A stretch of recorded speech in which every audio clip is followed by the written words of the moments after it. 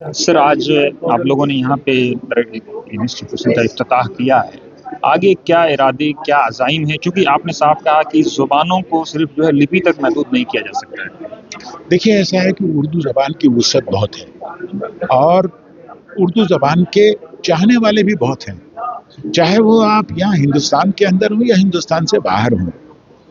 हमारा ये अपना मंशा है कि उर्दू के जो यहाँ के चाहने वाले हैं, आप बिलीव नहीं करेंगे कि मौलाना आज़ाद नेशनल उर्दू यूनिवर्सिटी के इस 5 साल के क़याम में मैंने देखा है कि लोग दूर दराज से जो तेलुगु स्पीकिंग हैं वो अपनी किताबें लाके उन्होंने हमको हमारी लाइब्रेरी को दी है। तो ये आप मान के चलिए कि मौलाना आज़ाद नेशनल उर्दू यूनिवर्सिटी सिर्फ एक पोस्ट ऑफिस का काम नहीं करती है, बल्कि हम ये काम ऐसा करते हैं, अगर कल को यहाँ एक खूबसूरत लाइब्रेरी कायम हो जाए तो इससे अच्छा क्या हो सकता है।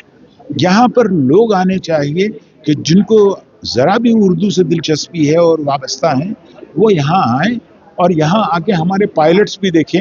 हमने बहुत सारे ऐसे पायलट्स बनाए हैं जो उर्दू के अंदर हैं, जिनको लोग पढ़ते हैं, देखते हैं, जिनसे फैज़ उठाते हैं, उसको फिर उसके बाद दूसरी तरफ ट्रांसफ़र करते हैं। तो रीजनल सेंटर का मतलब होता है कि पूरे रीजन को कैटर करना।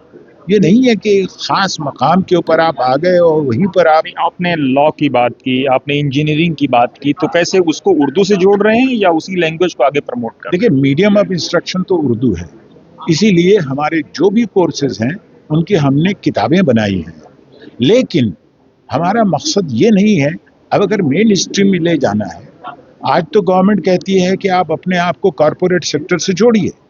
अगर इंडस्ट्री से आपने अपने आप को नहीं जोड़ा है तो फिर तरक्की नहीं कर सकते।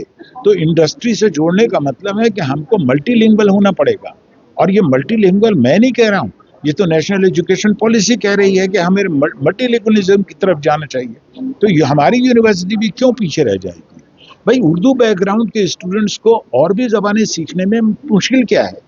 और हमने अभी 100 मदारिस के साथ टाई अप किया है, जिन मदारिस के अंदर हम अपने यहाँ से ऑनलाइन उनको अंग्रेजी पढ़ा रहे हैं। तो हमारा काम बहुत बड़ा है। आपने बार काउंसिल ऑफ इंडिया का जिक्र किया और अटॉर्नी जनरल का जिक्र किया, तो वो उन्होंने इनॉग्रेट किया हमारी बिल्डिंग को, और आप देखेंगे कि हमारा लॉ स्कूल जो है वो फुल्ली एयर कंडीशन, हमारे क्लासेस भी 60 बच्चों के लिए एक एक बड़े बड़े हॉल हैं जो फुल्ली एयर कंडीशन है।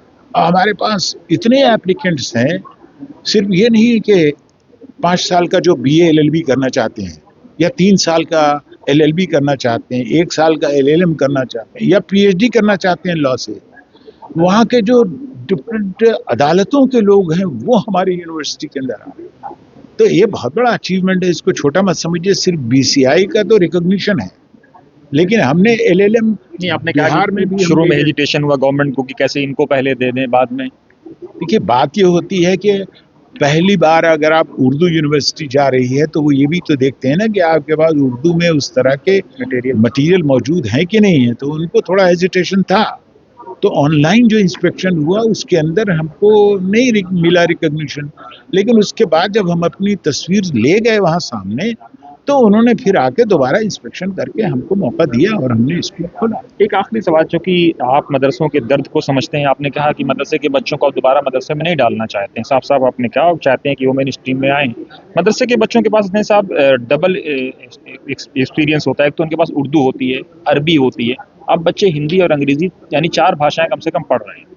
देखिए, ये आप अगर हिंदुस्तान की पॉलिसी जो है वो नेशनल एजुकेशन पॉलिसी तो ये कह रही है 3 ज़बानें तो आना ही चाहिए उनको, और अगर मान लीजिए कोई चौथी ज़बान सीख लेता है तो उसमें हर्ज क्या है? और हमारी यूनिवर्सिटी तो ज़बानों के लिए ही है। हमारे पास फॉरेन लैंग्वेजेस भी आ गई हैं, हमारे पास रशियन है, फ्रेंच है, पश्तो है, टर्किश है, हमारे पास सारी ज़बानें, इवन हम तेलुगु भी पढ़वा रहे हैं, कश्मीरी भी पढ़वा रहे हैं। तो ये ज़बानें सीखने में हर्ज क्या है? कुछ सेंटर्स पे आपने तंज भी कटाक्ष किया कि बहुत सारे बंद हो रहे हैं, लेकिन आपका जो फाजिलाती निज़ाम तालीम है वो परवान चढ़ रहा है। भाई, लोगों ने क्या किया, यहाँ पर जो अपने लर्नर सपोर्ट सेंटर्स थे उनको रिड्यूस किया है। हमने बहुत फीस नहीं बढ़ाई, हमारा पर्पज ही बिल्कुल अलग है। हमारा पर्पज है कि हम पहुंच जाएं, रीचिंग द अनरीच्ड, तो हम वहां तक पहुंच जाएं। इसीलिए हमने लर्नर सपोर्ट सेंटर्स बनाए हैं कि 50 किलोमीटर के रेडियस के अंदर उन बच्चों को हम वहाँ फैसिलिटीज दे सकें। और हमने बीएससी और बीकॉम भी एडमिशन लिया है, हमने मैनेजमेंट में एडमिशन लिया है, तो ये हम कैसे देंगे जब तक कि हम लर्नर सपोर्ट सेंटर्स नहीं बनाएंगे।